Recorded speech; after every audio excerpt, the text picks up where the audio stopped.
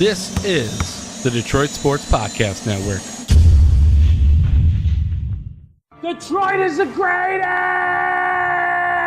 Straight up light you on fire for a Coney dog right now.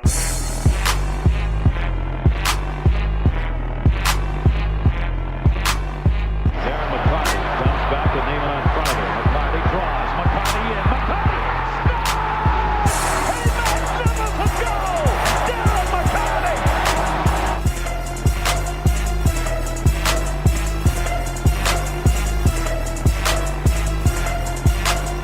Stafford takes, throws, end zone, Calvin, touchdown, Detroit Lions! Happy New Year, everybody! It's the Motor City Sports Rant, episode number 90, getting ever closer to that mythical 100th episode, and then we can actually start sounding good. As always, I am your host, Jason Jarvie. Follow me on Twitter, at Jarvie the King, and with me also, to start out this new year, John the Doc Macaroon. What's up, sir?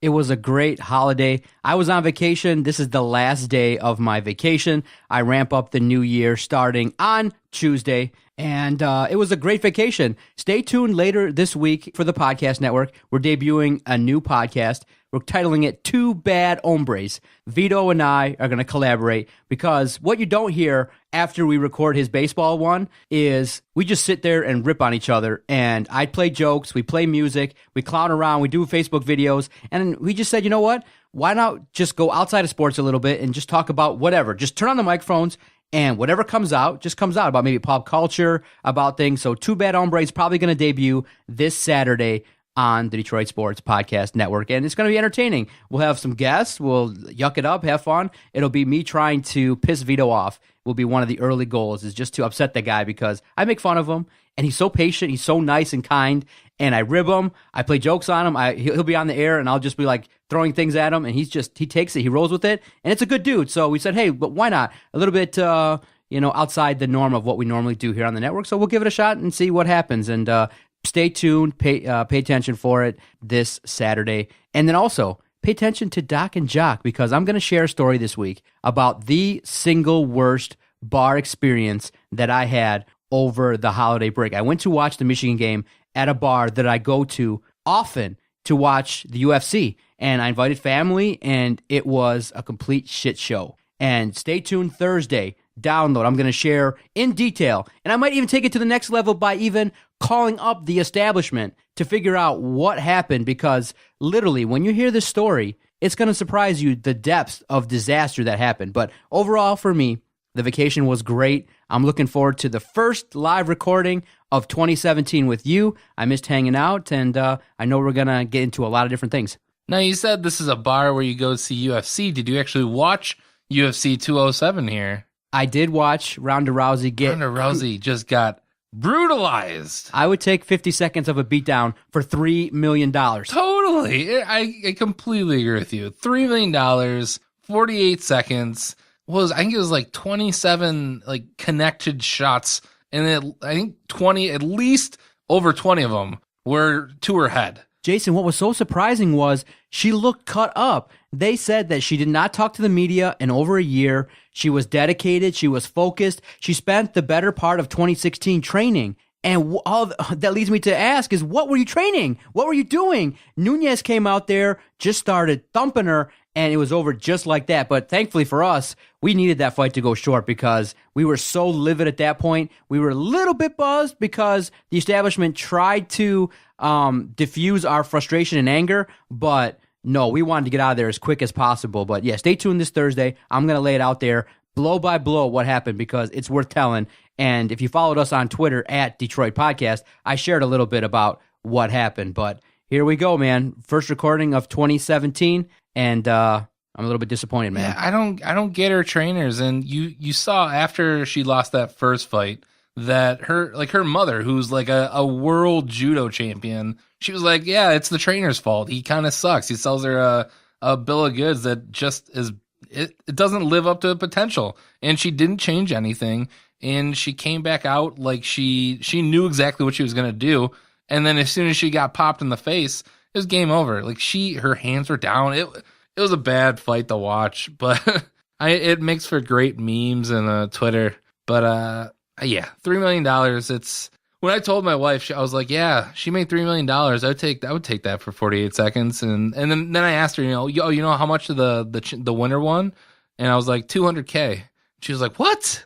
And she's like, wait, do you mean $200 million? I'm like, no, it was $200,000. It's the way that works, and the way that fights get paid out in UFC and in boxing. It kind of blows my mind that there isn't some sort of like accelerator for a champion to win a fight like that.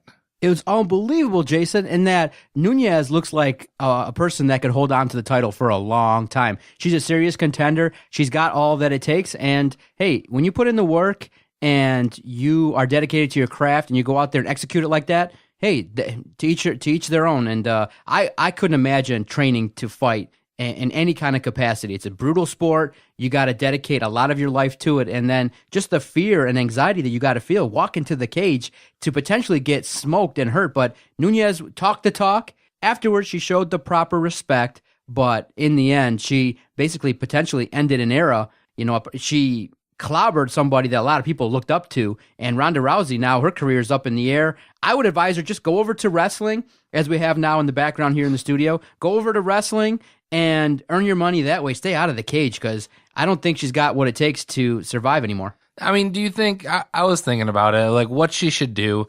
I think if she were to go back into the octagon, she should probably take a lesser fight. She shouldn't go out like for a rematch of Nunes. She should try and build back up her confidence, because if she goes immediately back into the ring with one of the top fighters in the division, it's just going to be exactly the same thing. I think she's overwhelmed, and more than likely she should just be done with UFC.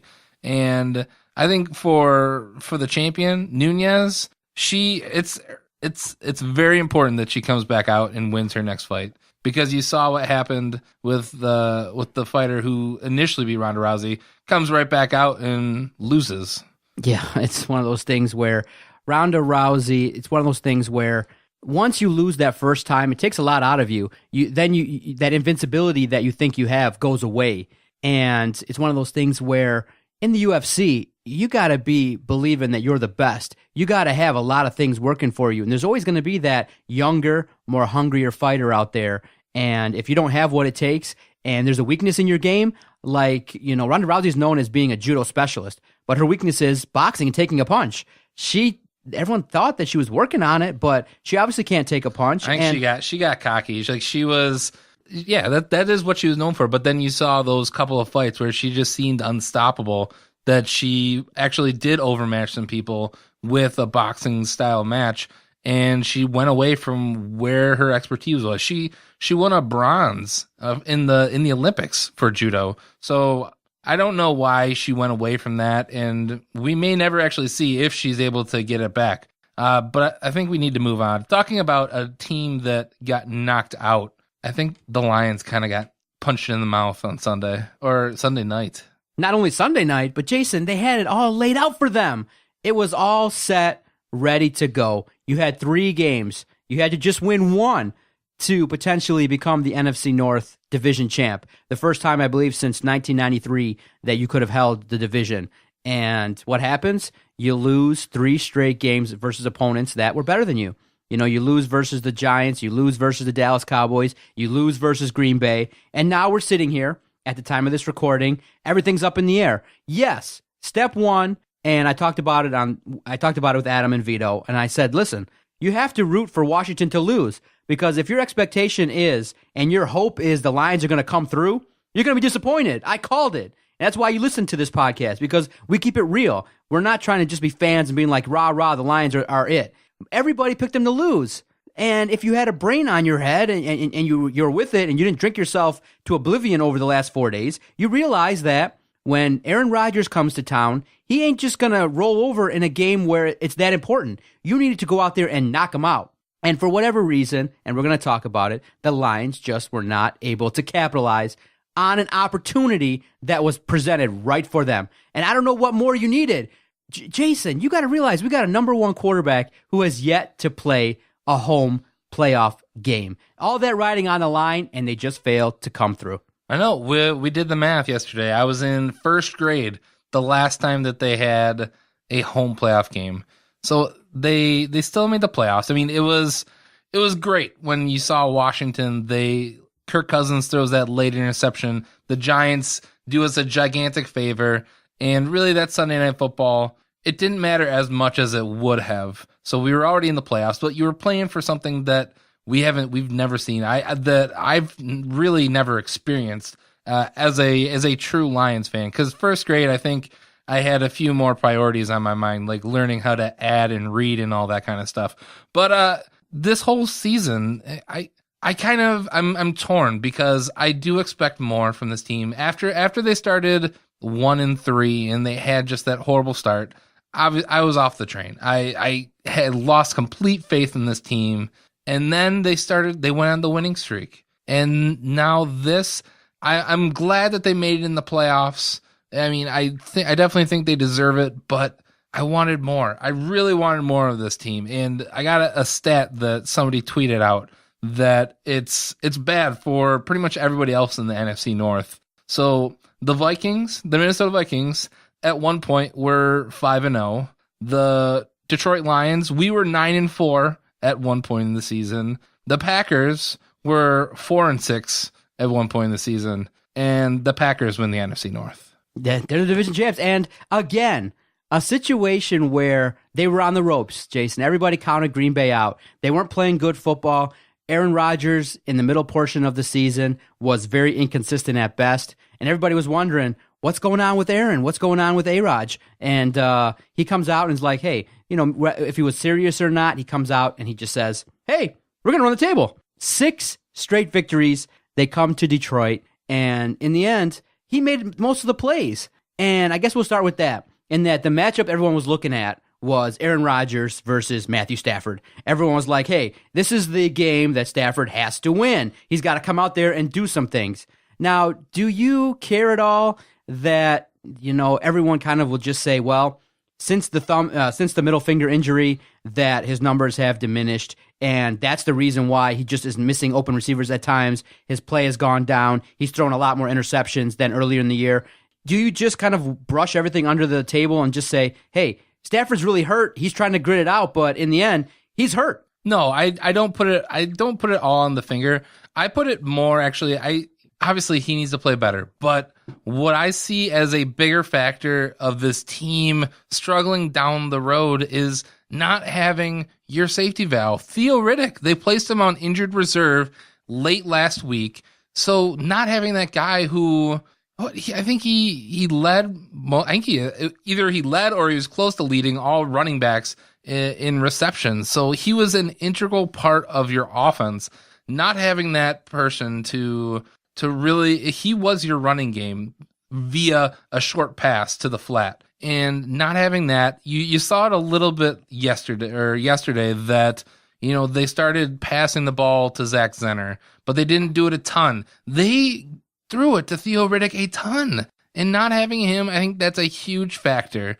And I just don't think that, whether it's Jim Caldwell or Jim Bob Cooter, that they couldn't figure out a right way to give him a balance for that. They just never had an answer. They started using Marvin Jones a little bit more, and he started actually doing something. Eric Ebron had a couple decent catches.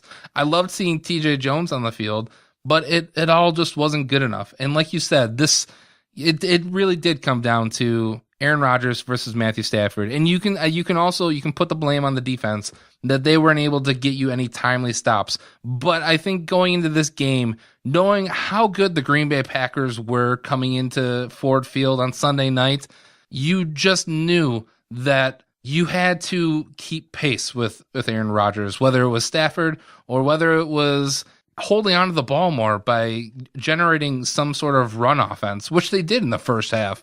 And it didn't work out. Aaron Rodgers, they gave him too much time, and he beat you like he always does. And that's why I'm not so frustrated, and I just say it point blank. And I put out a tweet on our Twitter page, and it got a huge reaction. And I spent a lot of time, approximately 60 minutes after the end of the game, kind of talking to people, and I just threw it out there and I said, Aaron Rodgers is simply better than Matthew Stafford. He wins the big games. He's got a championship. He has a signature move, the discount double check, and he did it in your house. And there's nothing wrong with saying that Aaron Rodgers is simply better. That's why everybody picked the Green Bay to come into Ford Field and win the game. But here's the problem. Rodgers also has a better cast around him. Do you really believe that? I would just look at your offensive line. I think wide receivers, I think you can say that's it's similar. I think the running backs, they probably have the edge on running backs, but not by as much as you may think.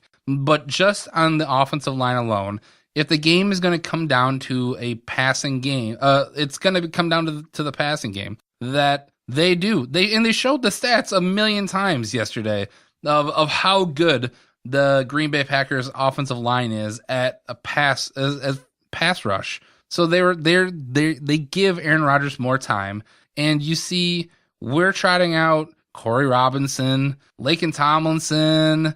We got a center, we got a rookie center, which I think Graham Glasgow he's gotten better the weeks that he's been filling in for Travis Swanson, but not good enough. Not good enough. And you saw it on the plays when Stafford took those sacks.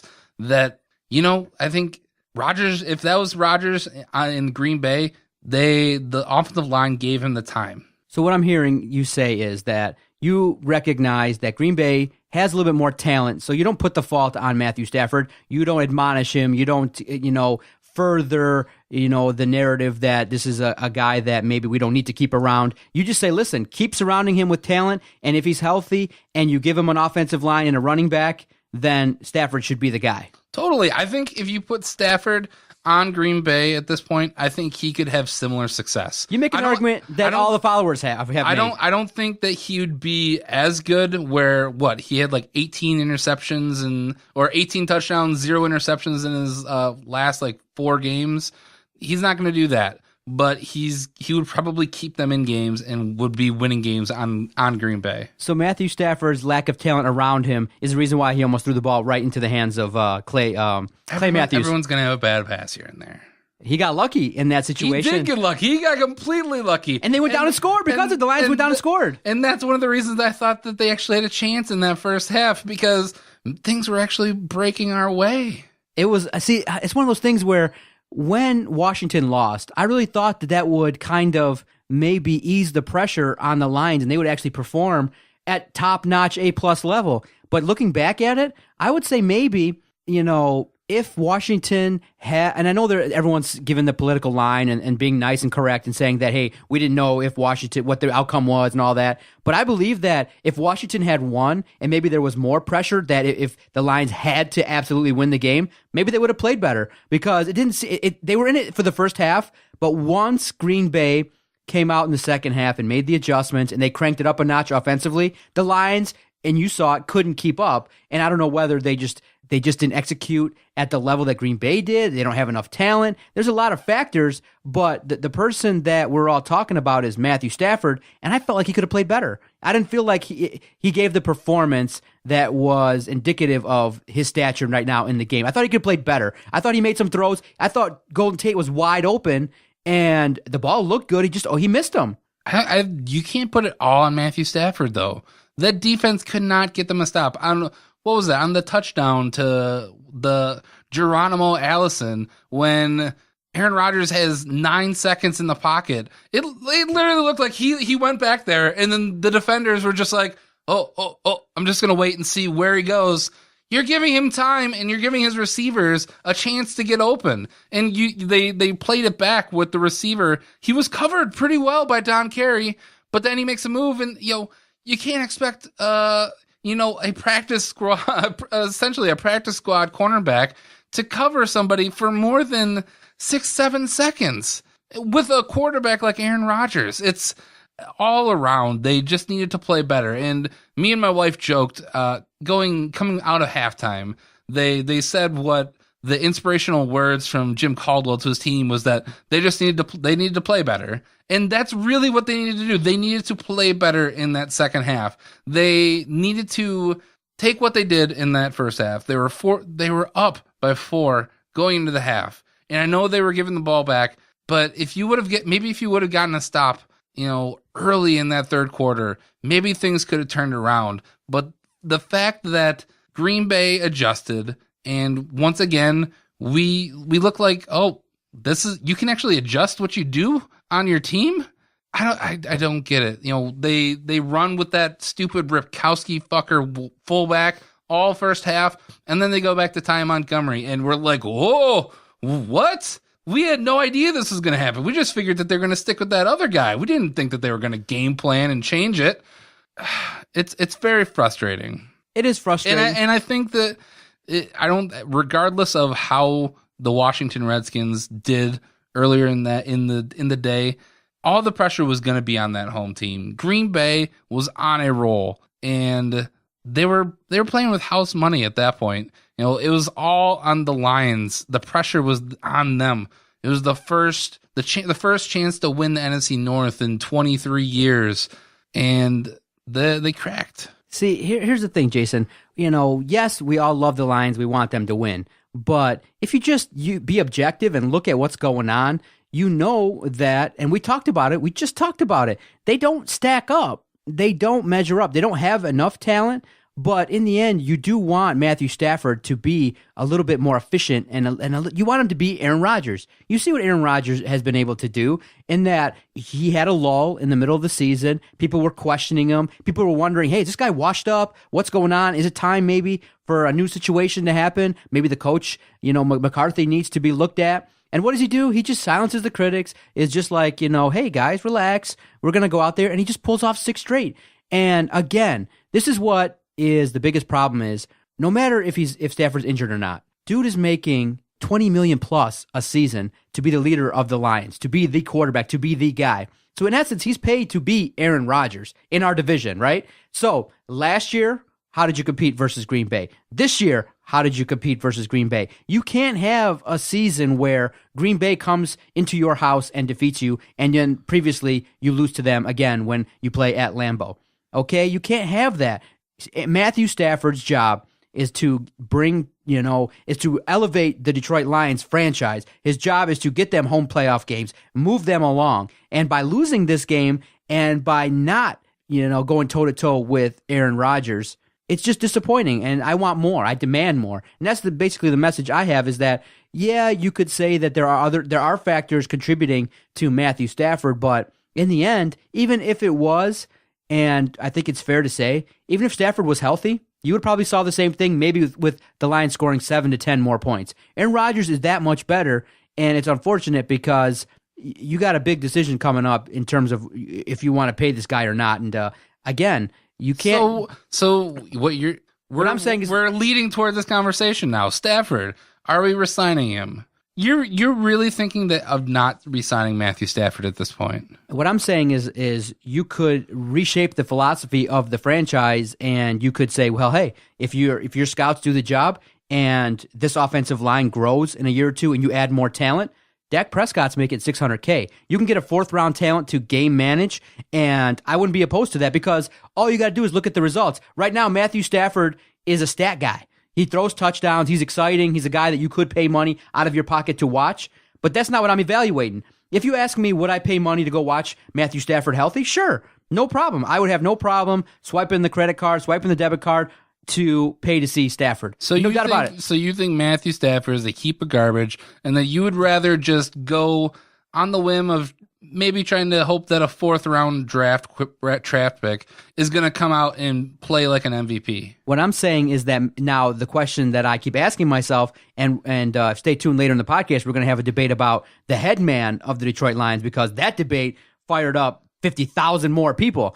The question that you have to ask with Stafford is, do you believe that versus top-notch opponents, versus opponents with winning records, versus defenses that can pressure you, that can do some things and give you some looks, can you go out there and overcome that? You're not answering the question, John. You're just giving this is the question. I'm framing my answer. Is Stafford worth are you going to pay Stafford the money? No, I wouldn't do it. You're not. So no. You're setting this franchise back. Nope.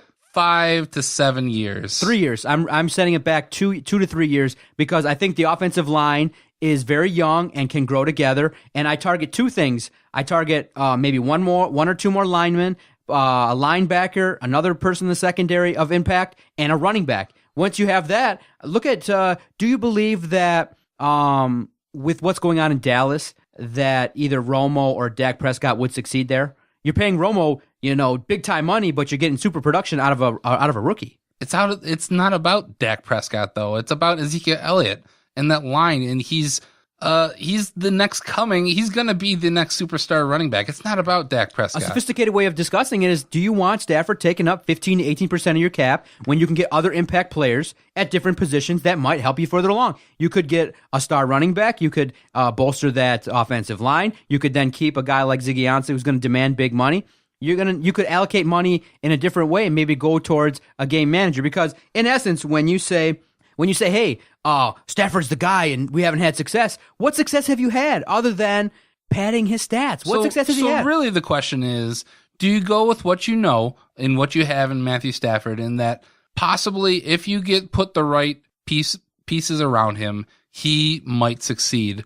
Or you go with the gigantic risk and the great unknown? Yeah, it's quite possible we could somehow manage to draft and sign free agents and have a Super Bowl winning team like the Dallas Cowboys look like they might be this year. So the question I'm going to ask you is do you think Matthew Stafford can get better? I still think he can. Okay. I think you put the right pieces around Matthew Stafford, because he's never had a run game. We have Zach Zenner and Dwayne Washington as our running backs. You can't tell me that if we had Amir Abdullah and Theo Riddick, that this would be an entirely different season.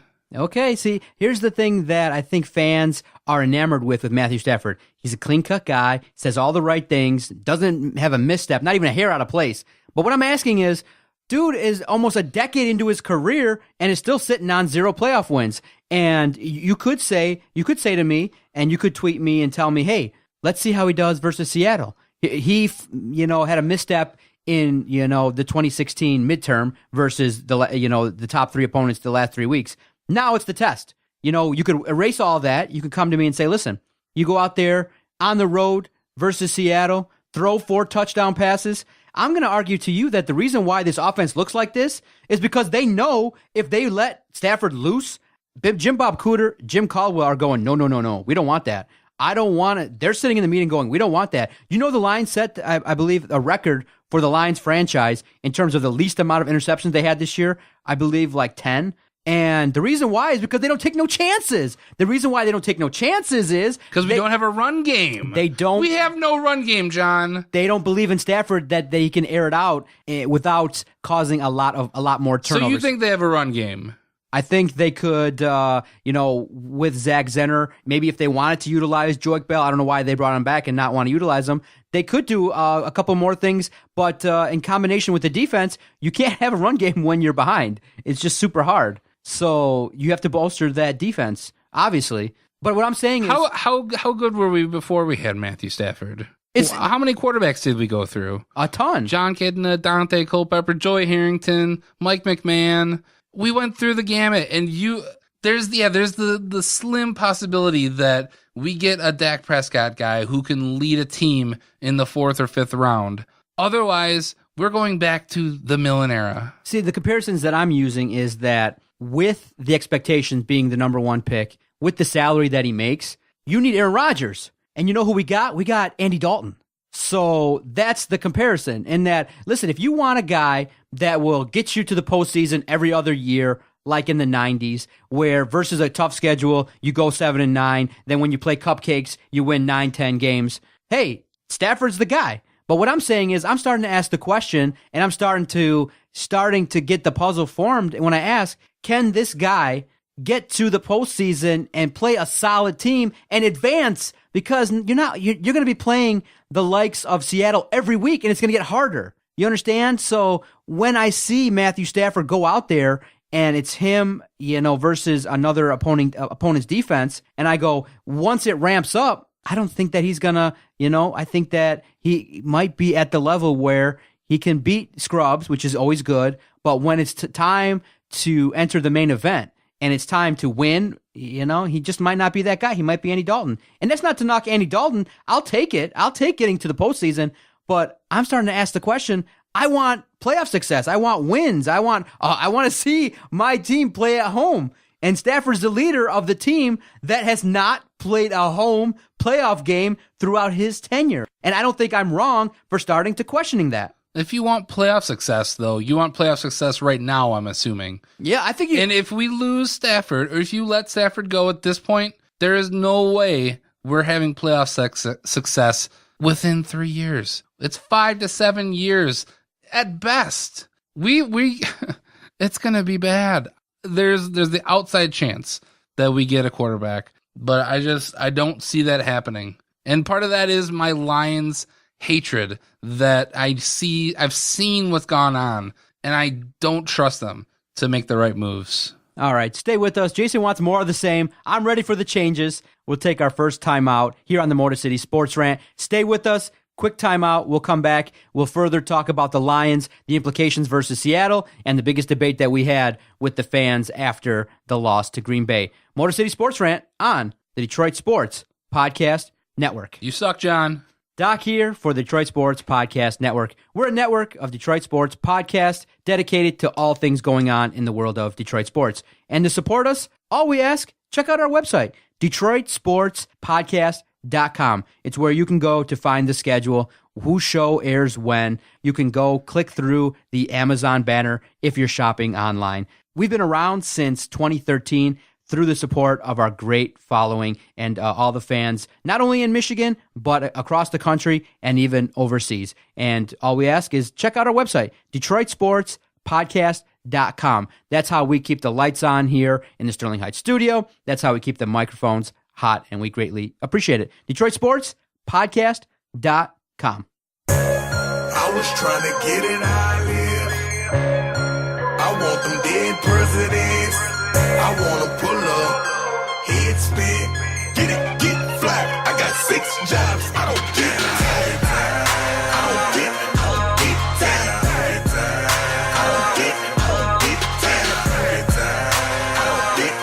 tired. Motor City Sports Rant, Detroit Sports Podcast Network.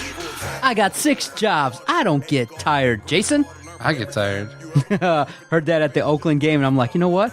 I like that song, so I played it for Vito. I was like, you know what? You guys got to work more. I don't care if there's only 24 hours in a day. You guys got to do more. And I was like, you know what? What a great anthem. So I found the version with the lyrics, and I was like, you know what? What a great song, and what a great start to the podcast. I think for my first hip-hop bumper choice, I think I did a good job. Don't you think? It was a very good choice. That's a banger. I'd pump that while I'm working out. It's pop my head. I know this is a very audio-driven media, but if this was a video podcast, you'd see me bopping my head. Are you a resolutions guy? Do you make adjustments for the new year? I'm not a resolutions guy I just don't. I don't believe in that at all because it's good. You're setting yourself up for failure. You can say all you want that. No, I'm going to work out every single day and I'm going to eat better and I'm going to stop drinking pop and I'm going to stop smoking, and you're setting yourself up for failure. It shouldn't be once a year you try and make yourself better. You should be trying to make yourself better every single day. And that's just how you should live your life. You should try to learn something every single day.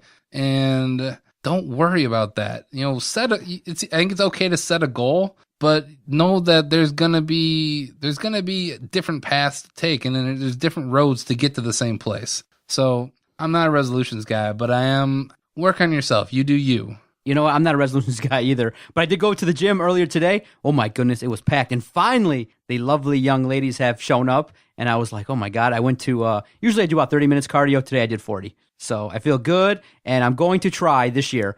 I'm probably not going to work on the eating part of it. I'm going to try to work out extra hard because I just got a sweet tooth. You see the Doritos and the corn nuts, and you don't see the pop. I'm drinking more water, and I do feel a lot better. I'm sleeping better. Dude, it's so tough. It is tough. Probably at least like 6 or 7 years ago now, I really did a big push, and I lost probably a good 40, 50 pounds. But it was like I was dedicated. Like I went to the gym almost every single day.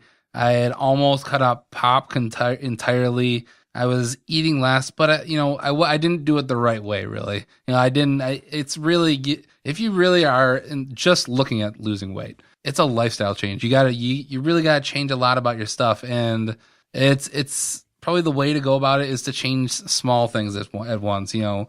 If it's working out, work out, but don't worry about food. If you want to do food, change something small. Maybe don't have 1 pop a day instead of like 5. Exactly. Which I'm very guilty of at times. I'm not going to call it a resolution. I'm just going to call it kind of a change in attitude. And that I'm, try to be as humble as possible. But when I just sit back and look at what we've done with this podcast network, where it's kind of gotten to, I got, Adam on the air. And it was probably a year later than I thought it would happen. But, my cousin Adam working hard. You're working hard. You're working at 105.1. Adam's working, trying to get on the air. And it was awesome to kind of go out there and do something totally outside the norm. But I can say to myself now, listen, I've asked Big Ten football coach questions. I've asked a SEC college basketball coach questions. I've gone out there and gotten responses that have, haven't been thrown out of the press box yet, like a Philadelphia Eagles reporter did. I've been, walking freely, asking questions, collecting audio.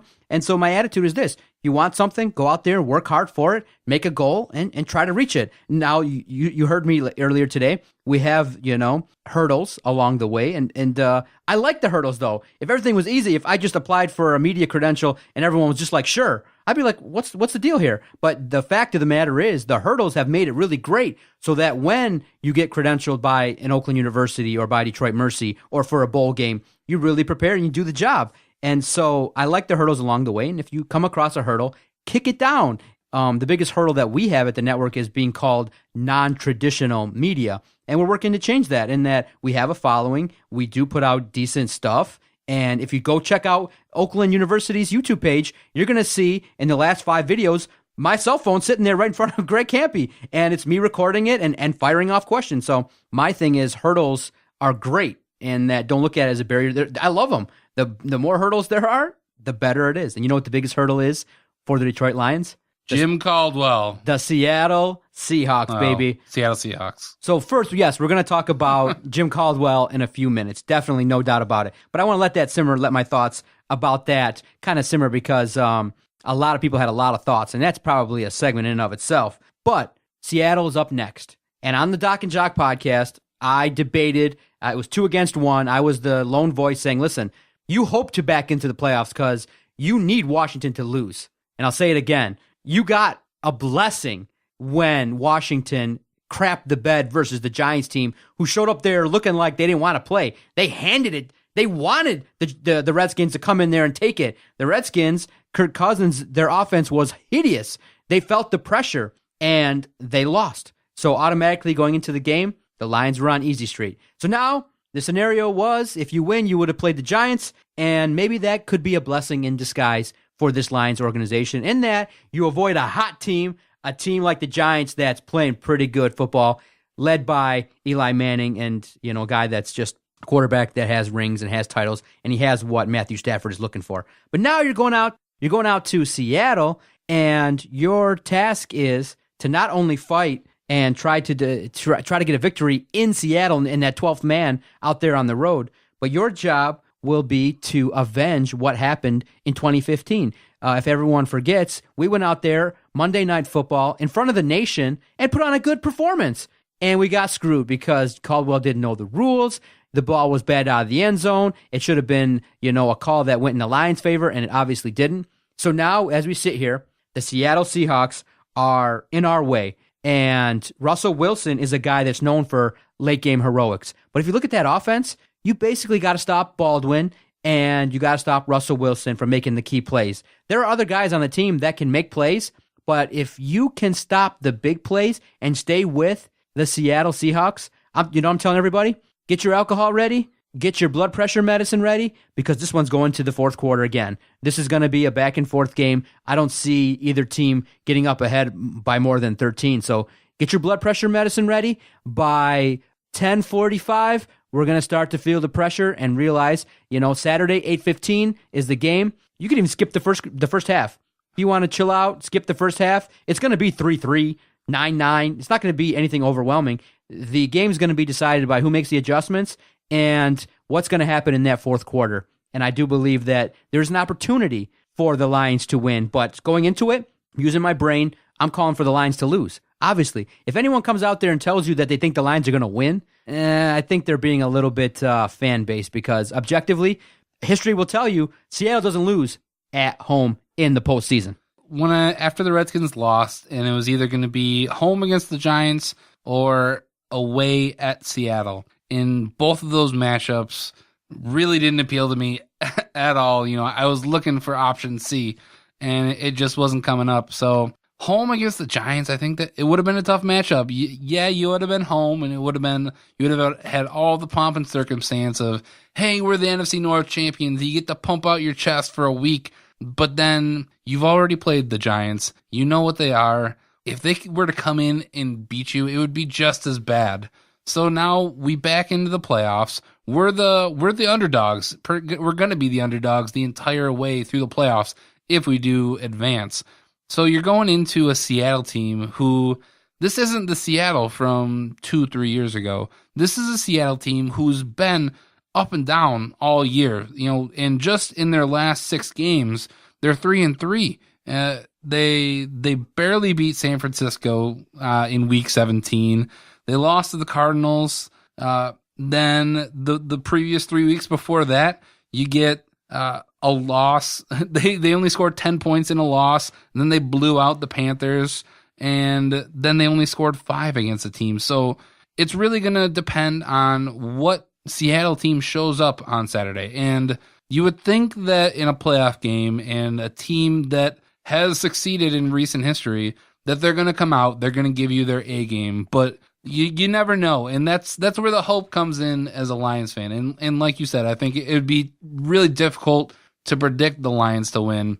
And if I were to say that they even have a chance in this game, I don't think that's my unbiased opinion. That is my Lions heart trying to pick everything that could go right for this team and say that they have a chance in this game. Because realistically, they probably don't have a chance against Seattle, because Russell Wilson he's going to pick apart your team.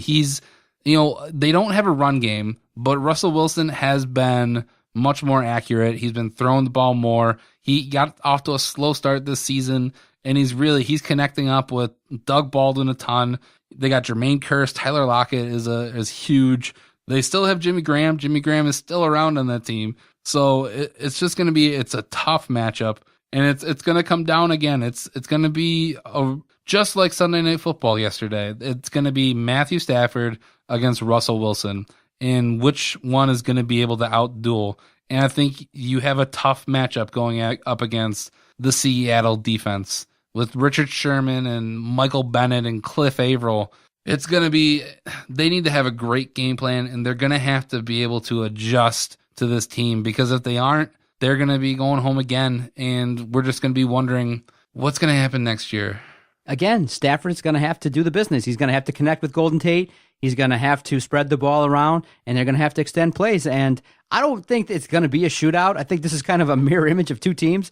But the problem and the focus needs to be, what the hell is this Lions defense going to do? Which Lions defense is going to show up? Because what was, Aaron Rodgers able to do to that Lions defense? They were so close to getting Aaron Rodgers on numerous occasions, and they fell short. And as a result of that, he would, do you believe I believe it was a 4th down play, they called, is it 3rd or 4th down and 2? They called a rollout for Aaron Rodgers, and he ran 15 yards. I was like, wow, what a play call, what chutzpah for the Packers to try that play. And what I need to see from the Lions is, when you dial up that pressure, you got to get home. You got to hit Russell Wilson. You got to force turnovers. And if you let Russell Wilson dance around and do his thing, I don't care. I know he's elusive. We know that. Your job, sack his ass. And I think that's going to be a difference. I think Aaron Rodgers, he's shown that he is still an elite quarterback. And Russell Wilson, he isn't Aaron Rodgers. He may be as elusive as Aaron Rodgers, and he definitely has the ability to run, but he's had an ankle injury an entire year, so that's probably going to hinder him at least somewhat. I know that the Seattle offensive line is nowhere near as good as the Green Bay Packers. So maybe we got some pretty solid pressure on Rodgers yesterday. I think if we can do that same type of blitzing and getting towards Russell Wilson, we're going to be able to flush him out of the pocket. And that's, Aaron Rodgers was the anomaly that outside of the pocket, he actually throws better. And, I don't think Russell Wilson is anywhere near what Aaron Rodgers can do. He can't make all the throws that Aaron Rodgers can make. So if you want to point to something that the Lions could do, they need to put pressure. They need to sack him. And that's going to hopefully lead to some sort of turnovers because they don't have a run game. The Packers actually had some semblance of a run game. Ty Montgomery has been serviceable, and the fullback Ripkowski came out of nowhere. They don't really have anybody. Thomas Rawls has been injured for Seattle. They're playing their rookie Alex Collins. I'd be much more worried if CJ Prosise was healthy, but he's out for the rest of the season. So, the defense, it's true. It's what defense is going to show up in the first half, and then can they make adjustments in the second half and continue to just step on the throat? And I think that's the big question that we've always been waiting for with the Lions is can they ever just step on the throat of an opponent and just close it out? For everybody's peace of mind, what you need to do is have no expectations and hope the Lions over-deliver. That's it. That you have to hope that they over-deliver and they come away with this victory. That's just what I'm looking at here is that Seattle, is a team that's going to be a tough out. Pete Carroll's going to have them ready. You got Richard Sherman over there that's leading that defense, and that's a guy that is a talker. His job is going to be to shut down Golden Tate. Maybe he'll be on Marvin Jones, and I think that probably if you would sit here and as I'm talking to you, you need more from Marvin Jones.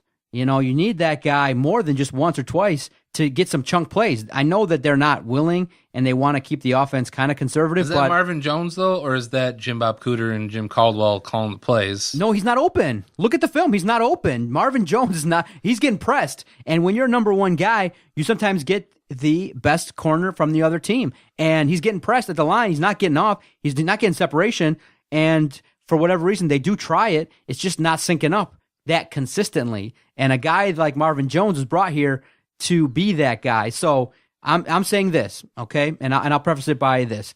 If Marvin Jones can get 2 chunk plays of 30 yards or more, the Lions' odds of going up, of scoring more, goes way up. They got to score at least 20. My goodness, this offense has been bogged down the last 4 weeks. So I'm going to say this. It's going to be predicated upon Marvin Jones getting big chunk plays.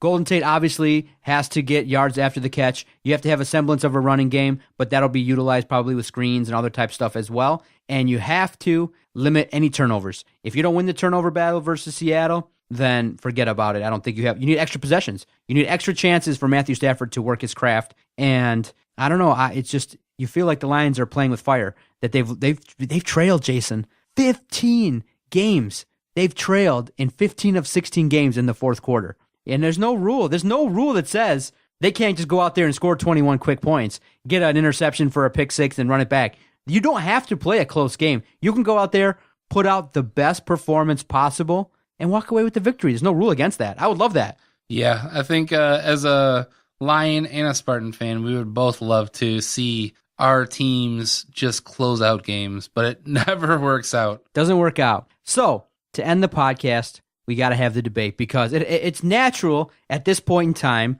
to discuss who's in charge of the Lions. And this is more important, obviously, for me, for Jim Caldwell, than it is for Matt Stafford. Because the odds are, the numbers, he's done enough. And it's just for us to debate whether he's going to be brought back or not and what we think about it. But we kind of all know that he's going to get paid. His team is going to be flush with cash. His bank account is going to be full. And he'll be the Lions quarterback, and we'll just keep debating it. But the more important question, and the one thing that got our fan base riled up to all hell was, after the game, I just said that, I just reiterated that when Jim Caldwell was first brought on for the Lions. What did we think? What did Adam and I think, back when Jim Caldwell was hired? And we were like, the word we used was stopgap. This would be a guy that would, of course, get you to the postseason. He has a track record. He's a good head coach. I'm not knocking him. This is a guy that probably you can consistently expect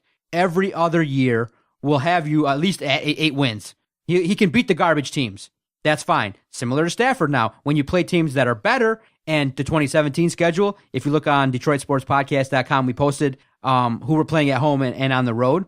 It's going to be tough next year in 2017. So he's going to have, if he's here, he's going to have a further chance to solidify and prove people wrong that he can coach against good teams.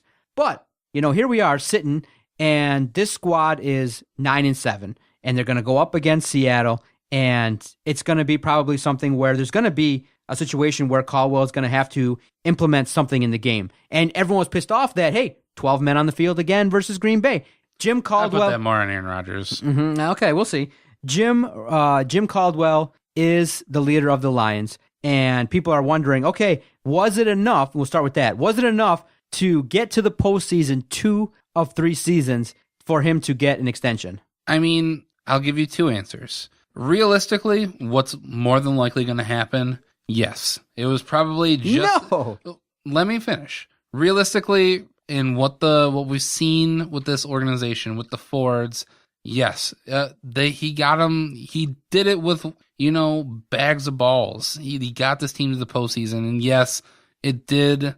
They backed in the playoffs with 3 straight losses, but more than likely, Jim Caldwell has saved his job. He's going to be back at least for another year. If you ask me, unless he can win this playoff game, I think it should be a very real consideration of him not being the head coach next year, because for all those same reasons, that it really wasn't Jim Caldwell who got this team to 9-7.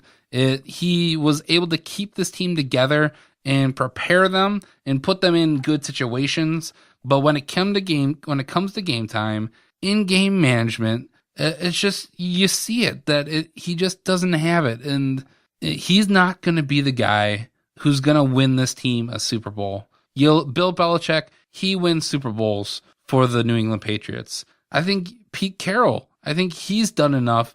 He wins Super Bowls. He's put the Seahawks in situations where they can win a Super Bowl. Mike Tomlin, I think he's a coach who puts his team in the best position and makes adjustments. Jim Caldwell, for whatever reason, he just doesn't have it. So if Saturday we're looking at the Lions out of the playoffs, they really should consider changing coaches. And the debate, and I respect those that debate that. They say, okay, name me another replacement that'll come in here and get you that production. And that's a very good point. It's a very good point in that, okay, who would we go out there? Obviously, that Bob Quinn would probably go out to New England and probably bring either the offensive coordinator, McDaniels, or he'd go out and look at the defensive coordinator, Matt Patricia, and bring him there and bring him in. But you got to ask yourself, the question that I think hits home and that'll get you to where you need to go is, do you think Jim Caldwell will get you a Super Bowl for the Detroit Lions? And the answer to me is no.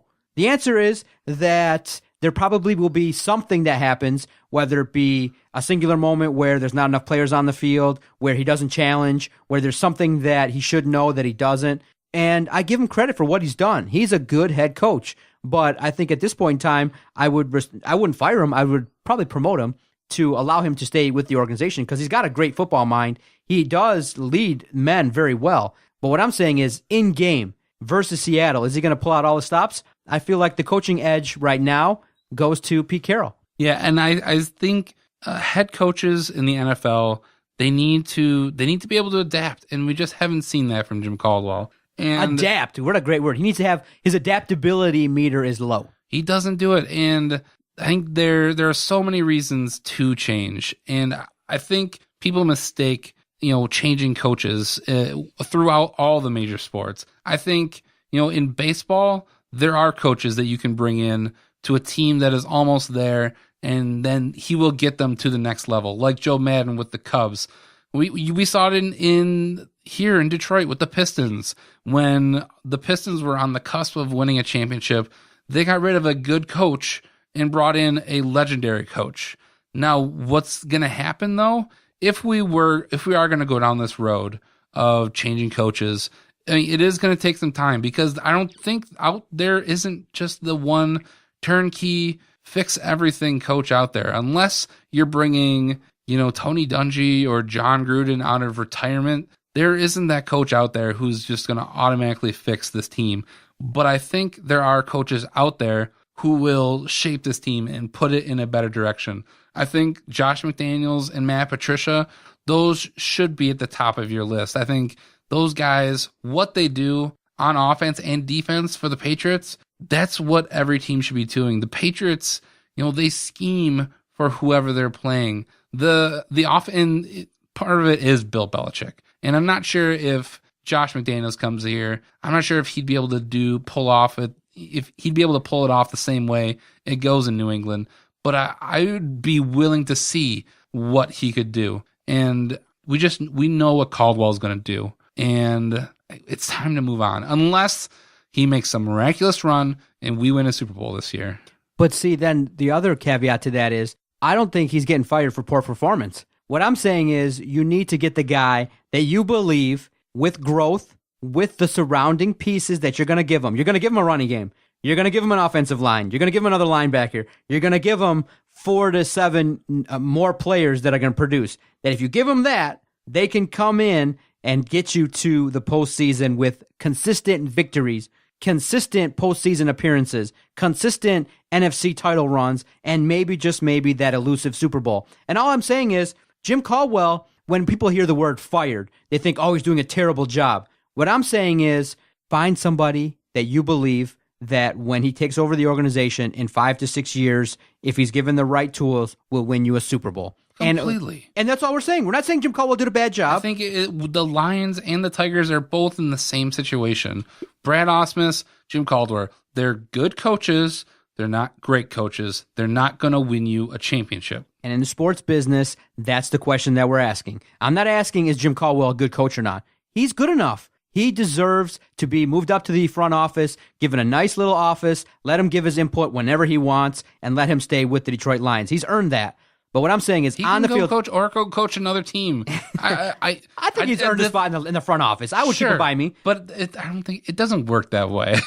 Well, in a perfect world, yeah, you could just promote him. Bob Quinn would have to be heartless if 2 out of 3 playoff appearances with the injuries that they've had and stuff like that. So the problem is, though, the Lions are just succeeding enough to keep him around, and that's what Stafford's doing. He just gives you enough stats, dangles enough out there to say, hey, yeah, give me $26 million a year. Caldwell gets into the postseason every other year, but he hasn't gotten the results. Now, he could shut us all up by making a run. Hey, go out there, destroy Seattle, change this perception that you can't adapt. Go out there and destroy Seattle. That would be great. Shut up the stupid idiots that are out there with the Big 12 and those stupid Seattle fans out there. Go out there and handle your business. That would shut up everybody. Hey, Brett, that's probably the biggest thing that Jim Caldwell can do. One playoff win, probably get him a 5-year deal. No doubt about it, don't you think?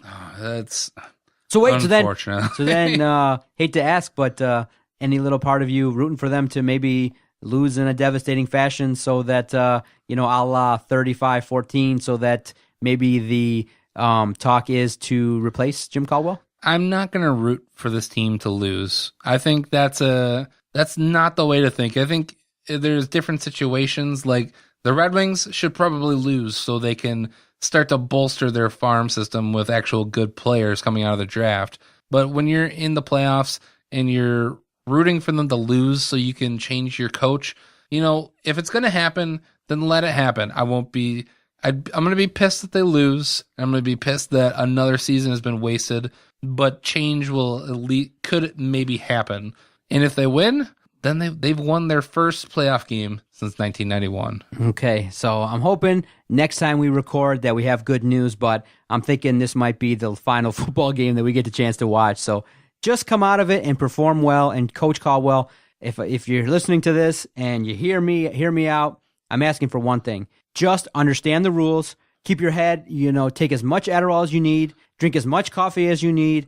Be sharp and alert to every situation, because if there's a play that you need to challenge, you got to challenge it. If you see something out there, you got to make the adjustment. If something's going on, maybe look, what did Green Bay do? They had some nobody, Ripkowski, come out there and damage the Detroit Lions defense. He just ripped through it. Maybe, just maybe, you throw in a Joik Bell and he goes off for 100 yards. Maybe, just maybe, you use Golden Tate in different ways. You have to be outside the box a little bit. Do something, maybe even, a reverse, a Hail Mary, something different. They finally went back to the jet sweep with Golden Tate. I hadn't seen that in weeks, and part of that might be Matt Stafford's finger, but they need more of that. They need to be inventive, and it goes back to being adaptive. And if he isn't going to do that, then unfortunately, we're going to be talking next week about who the Lions are going to draft. Yeah, and unfortunately, we'll leave it at this before we end. We had Dan Miller on. If you can check it out on our website, DetroitSportsPodcast.com, ahead of the Green Bay game. And Adam had just came out strong, right to the pain. He said, if the Lions lose, what's going to happen with Jim Caldwell? And then, Dan gave a great answer. And then I said, okay, best case scenario, that the Lions are in the postseason and what do they need to do to advance? Not just to be a place, just not to just earn a spot there. What do they got to do to advance and make some noise? And Dan said, the Lions aren't a team that's going to win 45-21. They got to, in essence, don't turn the ball over, keep the chains moving, limit the opponent's big plays, do what you've done, stay within the box, and keep it, close and see what happens in the fourth quarter. And that's what's going to happen, I believe. I don't think that what we want is going to happen. What you're going to see is what you've seen the last 8 weeks.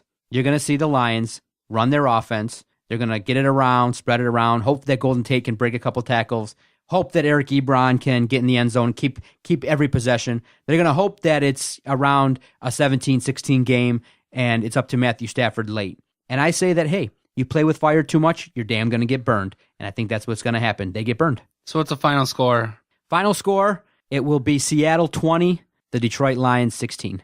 And I'm going to go the Detroit Lions 24, Seattle Seahawks 27. Yeah, I think that's a smart thing to do. Pick the Seattle Seahawks and see what happens. Hope the Lions prove us all wrong, shut us all up, and come back home ready for the next round. But it's just tough to see as we sit here. I mean, how crazy would the city be if we actually went into Seattle and blew them out? That would be amazing. That's what I'm calling for. And that's what I've been saying. I'm saying you can do it. There's no rule against going out there and playing awesome football. I mean, Russell Wilson isn't that far removed from having a 5-interception game. Let's go. Let's bring home that second playoff win. Let's go, man. I think it's time. This fan base needs it. The organization needs it. It will pump life into everything. And hell, I would love to see a Dallas-Detroit rematch. Go out there and handle your business. One pride, go Lions. One pride, go Lions. Great podcast, sir. I did definitely miss rapping with you. A great hour spent. Like I said, when you're having fun, time just flies by. We just flicked on the lights and we did rapping for an hour. Yeah. And before we go, real quick, is there any New Year's resolution that you would give for a Detroit sports team? Resolution for a Detroit sports team. Yes.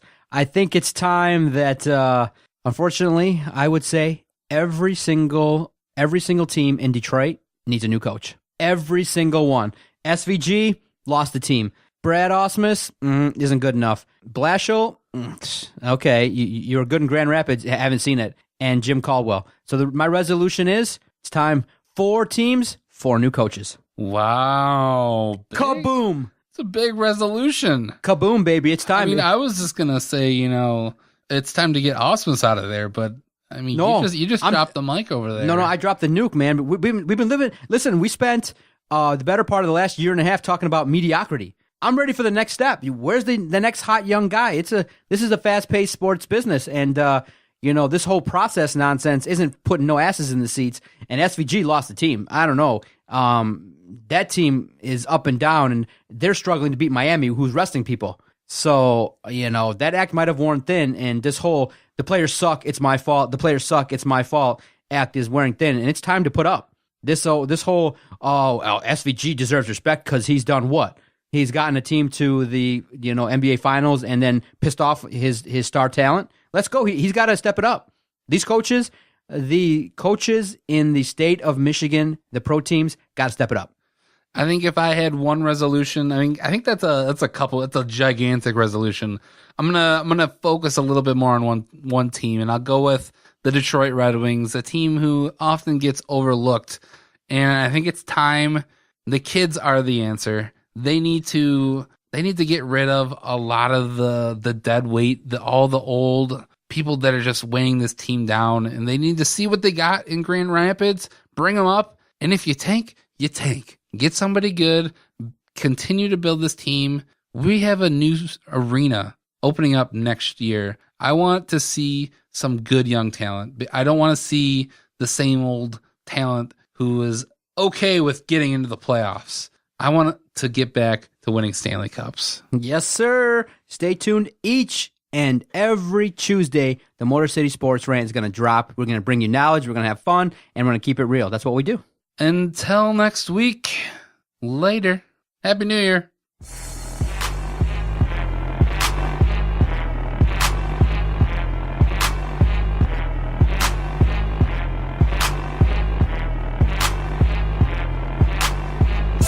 Okay, nice, idiot. You. Bye-bye.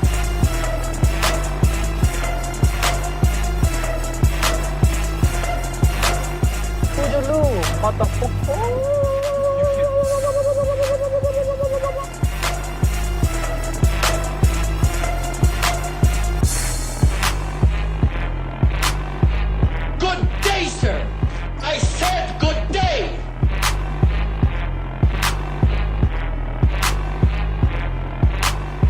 All right. Take care now. Bye-bye then. Loser.